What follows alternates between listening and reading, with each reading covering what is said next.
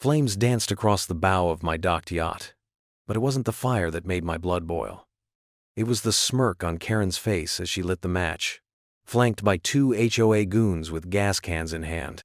"Your boat violates community aesthetics," she hissed, like it was an excuse for arson. The hull caught with a sickening whoosh. I didn't run. I didn't shout. I just pulled out my phone and said 5 words that changed everything. "Activate Federal Emergency Override Code."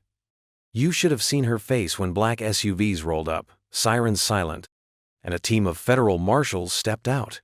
What kind of idiot tries to burn down a federal governor's private vessel? Did they really think I wouldn't scorch them legally, surgically, and without mercy? It started with salt, air, and silence, the kind that comes only after 20 years of serving in public office and surviving every kind of bureaucratic battle imaginable. After my last re-election campaign, I turned down a Senate bid, stepped away from federal politics, and bought myself the one thing I'd always wanted but never had time to enjoy: a deepwater yacht. 62 feet of handcrafted steel and mahogany, reinforced hull, solar grid on the roof, satellite-linked navigation system, and one of only 7 marine-grade secure data rooms approved for use by federal officials. It wasn't just a boat. It was my sanctuary. I had it moored at a private marina inside a gated coastal community called Kings Bay Shores, tucked away on a sliver of shoreline no bigger than a whisper. The land had old money and new rules. I bought into it quietly. 3 parcels, 2 residential lots, and 1 stretch of the marina with full access rights. That was key. I didn't rent a slip. I owned it. That's what made what followed so ridiculous. On the 3rd day, a letter slid under my door like a threat wearing a tuxedo. Unapproved aquatic structure violation. I thought it was junk mail, the kind of automated HOA paper trail every new homeowner gets, but this one was deliberate. Signed in red ink by Acting HOA President Karen Elmsley, with the flourish of someone who practiced her signature like it was going on currency. It demanded the immediate relocation or removal of my unapproved vessel from the marina, citing subsection 8.3 of the Community Harmony Code. That caught my attention. I pulled the community bylaws, scanned every line, and found nothing, absolutely nothing, that applied to privately owned marina property. So I did what I always do. I responded formally, clearly, and with every shred of documentation.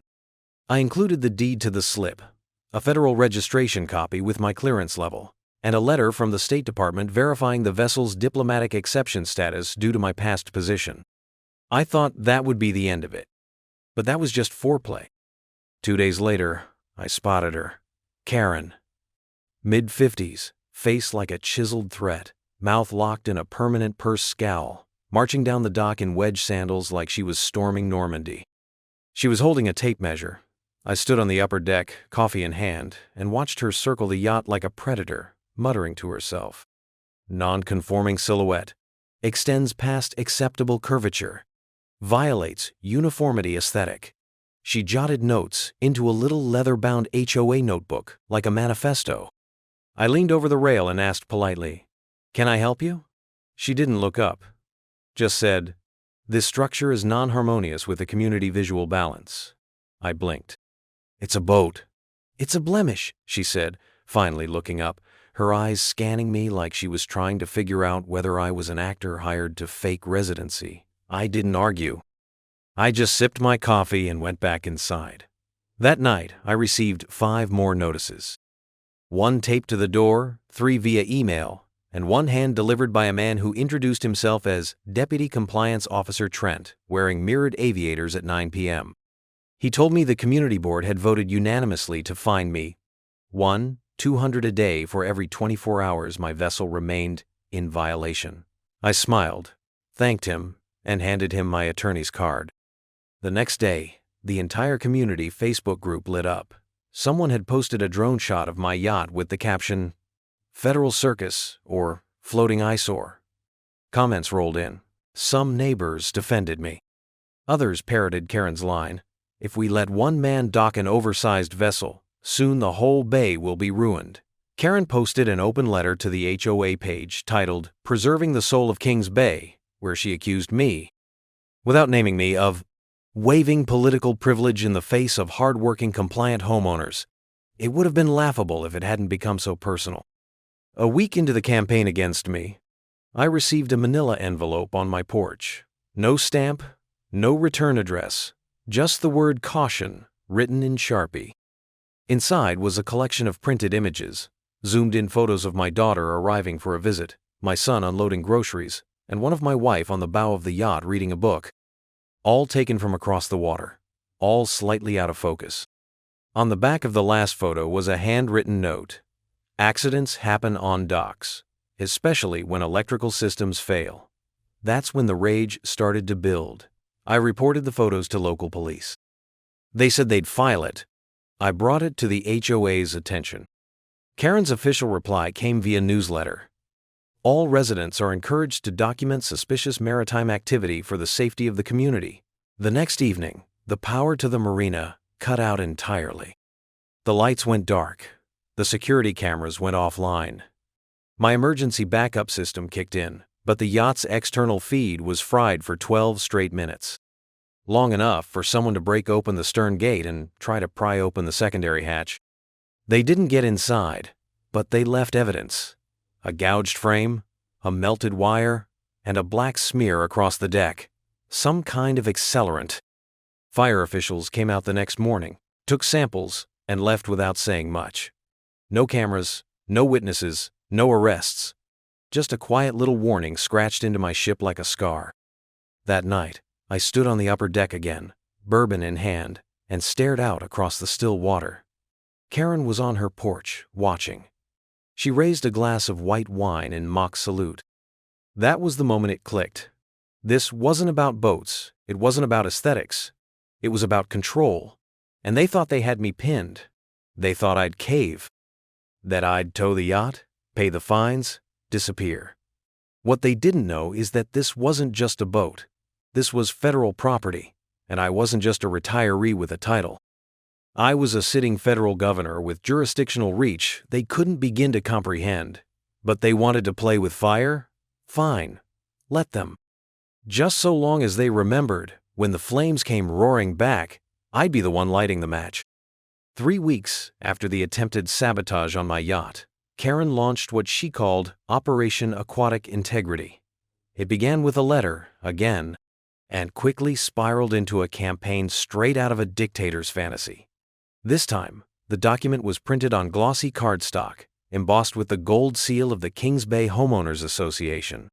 At the top, in all caps, Emergency Referendum. Vote to preserve community safety. The proposal? A community-wide vote to declare my federally registered yacht a Level 3 fire hazard and visual pollutant, and grant the HOA authority to have it relocated or removed by appropriate means. Appropriate, of course, being their word for demolition. The vote was scheduled for Saturday morning, but ballots began appearing on doorsteps 3 days early, with yes already marked in pen on many of them. Residents reported being told they were required to submit their ballots immediately. One neighbor, an elderly widow named Mrs. Langley, confided that a man in a compliance vest knocked on her door and told her that refusing to participate could lead to her lawn maintenance subsidy being revoked. That caught my attention. Kings Bay had no such subsidy. I had the HOA charter memorized by then. But the part that made me drop everything was what happened the night before the vote. My daughter, Avery, had flown in from the capital to spend the weekend. She's a former prosecutor, sharp as a tack and usually unfazed by local drama. But that evening, she came home pale and rattled. She'd gone to the local coffee shop, and on the walk back, a man in a Navy uniform shirt with a KBS Compliance Task Force patch on the sleeve had followed her for 3 blocks. He approached her near the mailbox cluster, asked for her visitor credentials, and demanded to know her business near sensitive dock infrastructure. She refused to answer. He warned her she could be detained for obstruction of compliance investigation. That's when she took his picture. The man turned and disappeared behind a hedge. When she showed me the photo, I froze. I didn't recognize the face, but I recognized the uniform. It was a knockoff of a federal civilian enforcement vest, but with HOA-branded patches where the department insignia should have been. My stomach dropped. This wasn't just harassment anymore. It was impersonation, and that meant one thing: criminal escalation. I activated a secure line and called in a favor. Within 24 hours, I had a full report on Karen Elmsley's latest side project, a shadow enforcement committee called the Community Integrity Brigade. Unofficial, unaccounted for, illegally funded. She had created her own HOA-funded private patrol. They had printed IDs, manufactured uniforms, even installed fake compliance checkpoint signs at the far ends of the community. None of it was legal. All of it was funded through misallocated HOA dues, buried under beautification and maintenance invoices that had been redacted in every quarterly report for the past year. One of my contacts traced a dozen insurance claims filed by the HOA, mostly falsified fire prevention work orders and storm damage, money that had been funneled through a shell landscaping company that didn't exist on the state registry. The name of the company? Harmonious Horizons. Registered under a fake EIN. And the mailing address? A P.O. box tied to Karen's personal account. She was using HOA funds to bankroll a miniature authoritarian state, complete with her own fake cops, fake inspections, and real threats. The worst part? Most of the homeowners didn't know. The ones who did were too scared to speak. I had more than enough to call in state investigators right then, but I waited because I needed to see how far they'd go. The vote took place that Saturday, in the community clubhouse that Karen had transformed into a rally hall. Red, white, and blue bunting draped the stage. A sign read, "Preserve our shoreline. Say yes to clean water." Karen stood at a podium like a war general delivering orders. When I arrived, wearing a plain windbreaker and sunglasses, the room fell quiet. She paused, smiled, then doubled down. "We thank all residents who have shown bravery in confronting dangerous elements hiding behind privilege," she said, eyes locked on me. "We will not be intimidated." They tallied the ballots behind closed doors. No independent oversight, no public count, just Karen's inner circle, standing around a folding table with a locked metal box. 45 minutes later, they announced a supermajority decision to authorize the removal of all non-conforming vessels within Kings Bay jurisdiction. The crowd clapped politely, unsure whether to cheer or worry. I walked up to the podium, stood beside her, and spoke calmly. "This is a public notice," I said. "Any attempt to interfere with or remove the federally registered yacht known as the Resolute will be treated as a criminal act against protected federal infrastructure. Any participant may be subject to state and federal prosecution under racketeer, influenced, and corrupt organizations provisions." Karen laughed into the microphone like I'd told a joke. "There you go again with your scare tactics," she said, eyes sparkling. "This is just about a boat, folks." Then she leaned close, voice low enough that only I could hear. "You won't be able to stop what's coming, not this time." 2 days later, a secret inspection report appeared on every doorstep. It was a professionally printed, laminated brochure titled Maritime Fire Risk Assessment, the Resolute. It featured diagrams, alleged heat signatures, and highlighted areas marked Extreme Ignition Risk. None of it made sense. The photos were doctored. The specs were wrong. One of the images, supposedly showing frayed wiring, was actually a photo of a marine diesel engine from a 1980s tugboat, easily identified by the model number still visible. It didn't matter. People saw the flames in the fake photos and got scared. Karen followed up with a mass email suggesting a controlled decommissioning procedure to take place the following weekend. She called it a community-sanctioned safety restoration event. I knew what that meant. They were planning to burn it, hide the crime under the guise of neutralizing a hazard. I installed backup security, reinforced the locks, had marshals rotate through the area under the guise of routine security evaluations. But I didn't make arrests yet. I needed one more piece of evidence. And that came on a Wednesday evening when I found a flare, half-burned, soaked in oil, resting on the upper deck next to the helm. Taped to it was a note written in thick black marker, weatherproofed with laminated plastic. "One spark is all it takes." That was the final act before the storm. The message wasn't subtle. It was the promise of destruction dressed up as a warning. I documented the scene, logged the evidence. My team traced the flare to a batch ordered by a fire safety contractor linked to Harmonious Horizons, the same shell company used for Karen's fake landscaping projects. We ran the fingerprints. One partial match. The same man who had followed my daughter in the uniform. My next move would be surgical. Legal. Lethal. But not yet. Because now I knew Karen had moved from rule enforcement to full-blown organized criminal activity. And when that line gets crossed, there are no more votes, no more neighborhood meetings. There's just federal law, and I am its living embodiment. The call came at 2:07 a.m. sharp. My phone vibrated once, then twice, then buzzed with a priority override. Only a few trusted neighbors had that code. I answered on instinct, barely awake. On the other end was William McKinley, a retired Coast Guard officer who lived in the lot adjacent to the marina. His voice was tight and urgent, like he was holding his breath. "Governor, you need to get down here. Right now. There's smoke at the docks, and I just saw Karen in some kind of black vest with a radio. She's not alone." I didn't hesitate. I threw on the jacket hanging near the door, grabbed the lockbox under my foyer table, and was in my vehicle within 60 seconds. The drive to the marina was short, less than a mile, but it felt like I was crossing a war zone. My headlights picked up a fine haze of smoke rolling in from the water, and as I turned the corner into the slip road, I saw them, 3 silhouettes moving on the dock near my yacht, one of them unmistakably Karen, standing rigid in her ridiculous HOA command vest, barking instructions into a walkie-talkie like she was coordinating a military operation. 2 men were with her, both holding red gas cans, pouring streams of liquid across the dock boards and up the stern ladder of the Resolute. Karen raised her voice, sharp, shrill, breaking the night. "Just finish it. You were supposed to be done an hour ago." One of the men muttered something. She waved her hand like a monarch bored with protocol. "Do it, now." That's when I flipped the switch. I'd already wired the entire marina for motion-triggered surveillance after the flare incident. But tonight, I hit record manually. My phone streamed the feed to an off-site server and simultaneously began uploading footage to my legal archive. I stayed back in the shadows, using my car's blacked-out headlights and silent approach to stay invisible.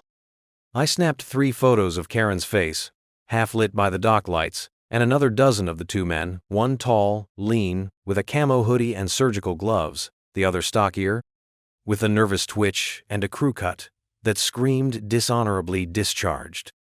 I got clear shots of their license plates, both parked stupidly close to the dock entrance, too arrogant to consider someone might catch them in the act. Then came the flash. A match. Not thrown, not dramatic. Just a flick from the man in camo, like lighting a cigarette. The flames caught instantly. The fuel was premium-grade accelerant. The water hissed as the fire spread along the dock and licked up the yacht's rear decking. Karen didn't flinch. She stepped back, arms crossed, watching the flames crawl up my vessel like a living thing. That's when I stepped forward. "Good evening, Karen," I said, my voice low and cold. Didn't realize HOA compliance included arson. The 3 of them froze. Karen spun around, her eyes wide for the first time in all our encounters. Her face drained of color as her gaze met mine, and then dropped to the phone in my hand, still blinking with a red wreck icon. The men bolted. Camo guy dropped the empty gas can as he ran. Crew cut slipped and almost fell. They leapt into their vehicles and screeched off into the night. Karen didn't move, not at first. She took a shaky step back, then turned, walking as fast as she could without running, trying to salvage dignity. I didn't stop her. I didn't need to. The video was already uploading to the Department of Homeland Security's incident portal, flagged as a potential domestic sabotage attempt on federal maritime property. I stood there until the fire department arrived, called by William minutes before, and watched as they doused the flames, suppressing the fire before it reached the data compartment of the yacht. The upper deck was scorched, the stern panels melted like wax, but the hull, untouched. The vessel was wounded, not sunk, and that made all the difference.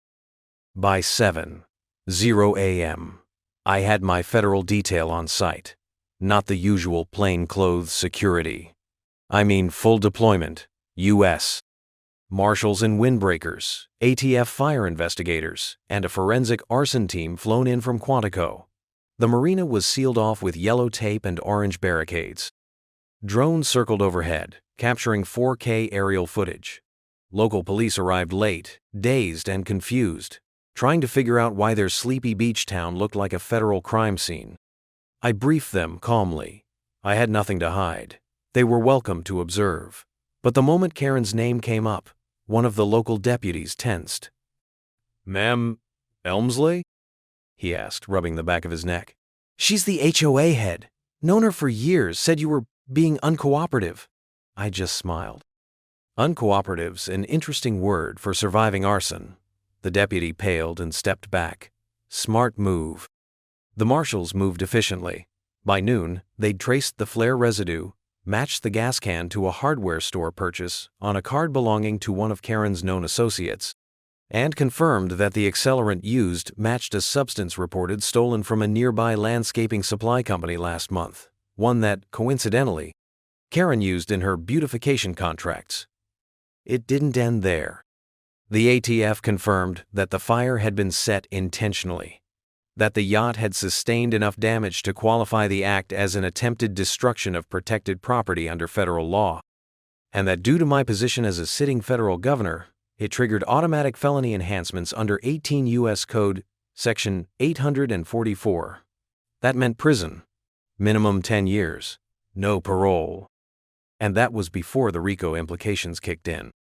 At 4:16 p.m., Karen received her first subpoena, hand-delivered by a deputy U.S. Marshal, served at her doorstep while 3 neighbors watched from their porches, mouths agape.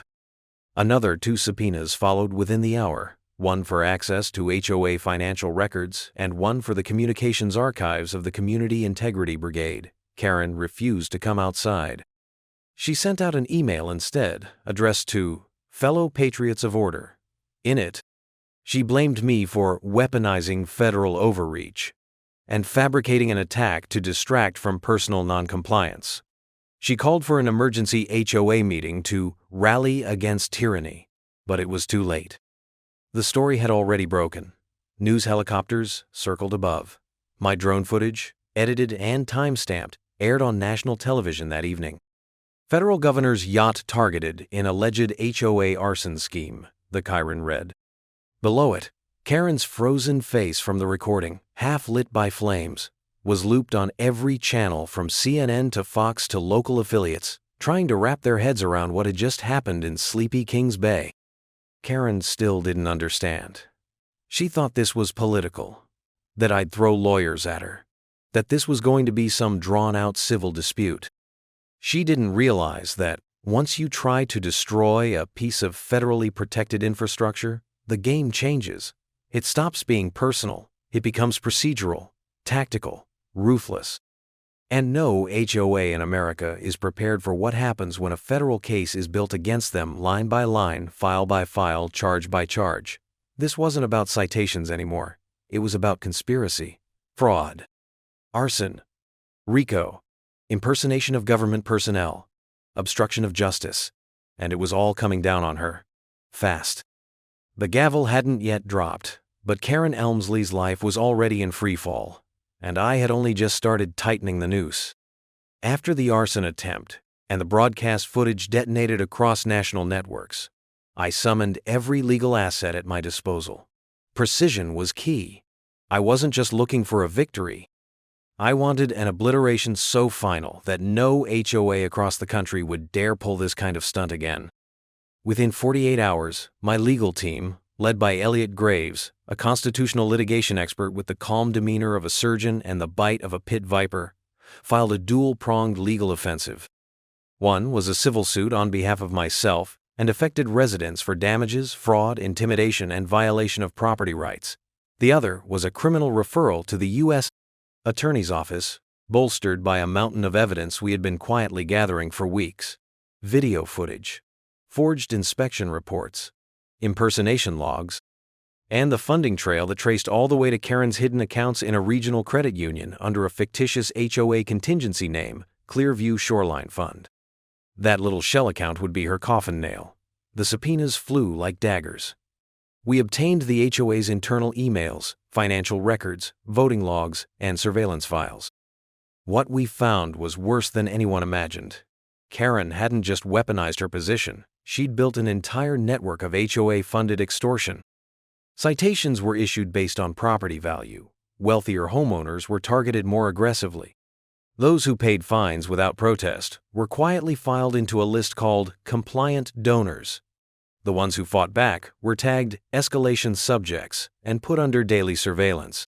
There was even a soft resistance protocol manual written by Karen herself, detailing tactics for psychological pressure, intentional code ambiguity, manipulated landscaping inspections, noise complaints, and coordinated neighbor pressure campaigns. More than 312 in HOA funds had been laundered through bogus vendors, backdoor beautification grants, and Karen's pet project, the Community Integrity Brigade. Those faux uniformed thugs who had followed my daughter and stalked residents under the guise of neighborhood safety. The most damning discovery came from a former board treasurer who flipped within hours of receiving his subpoena. He gave us access to a private Google Drive filled with drafts of forged documents, vote-rigging spreadsheets, and HOA meeting transcripts where Karen openly discussed taking the governor down before he invites the federal dogs. When the U.S. Attorney's Office saw what we delivered, they didn't hesitate. Federal charges were filed under Title 18 for conspiracy to commit fraud, wire fraud, impersonation of federal officers, obstruction of justice, misuse of funds, and, of course, arson of protected property. Karen Elmsley was arrested at 7:32 a.m. on a Tuesday, still wearing a silk bathrobe, by U.S. Marshals who stormed her home with all the ceremony reserved for political criminals. They cuffed her barefoot on her pristine lawn while neighbors recorded it from behind hedges, and a chopper above captured the moment her empire finally collapsed. Trial proceedings began swiftly. Because I had kept everything airtight and above board, there was no procedural clutter, just a direct line to justice. The presiding judge? Judge Samuel Dreyfus, my old colleague from the Federal Circuit. The man once wrote a 77-page ruling, so elegant it was studied in 3 law schools and called judicial poetry. When he saw my name on the plaintiff's list and reviewed the initial discovery documents, he requested to personally oversee the case. Karen's defense attorney, a tired man who looked like he'd aged 10 years in 2 days, tried to argue that the arson was symbolic protest against bureaucratic overreach. Dreyfus stopped him cold. "Symbolic protest?" he said, voice like a blade across ice. "On federal property, using accelerants in the dead of night with forged safety documentation? Counsel, if you say one more thing that insults this court's intelligence, I'll have you in contempt." Karen herself tried to speak, tried to cry, claimed she was manipulated by rogue board members and overwhelmed by the pressures of community leadership. Dreyfus didn't blink. "You built a domestic cartel under the guise of compliance," he said. "You didn't enforce rules. You created a reign of petty tyranny and funded it with fear." He turned to the jury, then back to Karen. "This court finds you not only guilty, but beyond redemption in the eyes of every honest homeowner who ever paid a fee expecting fairness." Sentencing was swift. 10 years for the arson, 7 for conspiracy, 3 for financial fraud. Served consecutively, no parole. The courtroom was packed with HOA residents, some who had once feared Karen, others who had quietly enabled her. None spoke in her defense. The moment the sentence was read, Karen collapsed into her chair, mascara bleeding down her face, mumbling something about decorative gasoline and how she just wanted harmony. I wish I could say I felt something. I didn't. Not even when she was led away in shackles, her once flawless command vest stuffed into an evidence bag, and her reputation torched more completely than my yacht had ever been. But Karen wasn't the only one to fall. The remaining HOA board members, those not directly involved in the arson but complicit in years of coordinated abuse, were given a choice: full cooperation or prosecution. Most folded immediately. They turned over documents, testimonies, even emails showing Karen mocking disabled veterans in the neighborhood who requested exemption from lawn ordinances. In return, they got immunity and exile. The Kings Bay Homeowners Association was formally dissolved by court order, its charter revoked, its assets liquidated. Every homeowner was refunded every cent of every fine they'd ever paid, with interest. The fake citations? Expunged. The Integrity Brigade? Disbanded, equipment seized, uniforms shredded. My yacht? Restored at Karen's expense. Fully rebuilt by the same company that designed the presidential security vessels, then rechristened with a new name, Retribution. The funds came not from the HOA, but from Karen's seized accounts, including the Clearview Shoreline Fund and 3 undeclared offshore assets she didn't think we'd find. We found them. The day she was transferred to the federal penitentiary in Virginia, a reporter managed to get a 6-second clip of her being escorted off the bus. In it, she mumbled, "It was just a boat," to the guard next to her. The guard didn't respond. The internet did. That clip went viral in under an hour. The caption that trended, "Some people burn bridges. Karen tried to burn a governor's boat." I returned to Kings Bay quietly. The marina had been rebuilt. My slip was reinforced with concrete pylons and dual surveillance towers. Federal protection was no longer covert, it was declared. U.S. Marshals maintained an office in the newly named Kings Bay Civic Center. The HOA building had been demolished. In its place stood a park with a bronze plaque that read, "In honor of justice and the rule of law." I kept my distance from the media circus, but I did allow one interview. I sat on the bow of Retribution, coffee in hand, sunrise behind me, and said simply, "Some folks think rules make them powerful. But the law isn't just rules, it's the sword behind them. And I carry it." That clip became a PSA for community law courses across the country. As for me, I still wake early. I still sip coffee on the deck. But now, there's a quiet peace to it. A silence that holds no threat. The water is calm. The neighbors nod with respect. And somewhere, in a federal cell, Karen is trying to explain how her HOA empire collapsed because she underestimated a man with a boat, a badge, and the full weight of the United States behind him. Let that be a warning to every petty tyrant behind a community ordinance or a clipboard. You come for my home, my family, my property, especially my boat, and you won't just find resistance. You'll find law, fire, forged, and federal.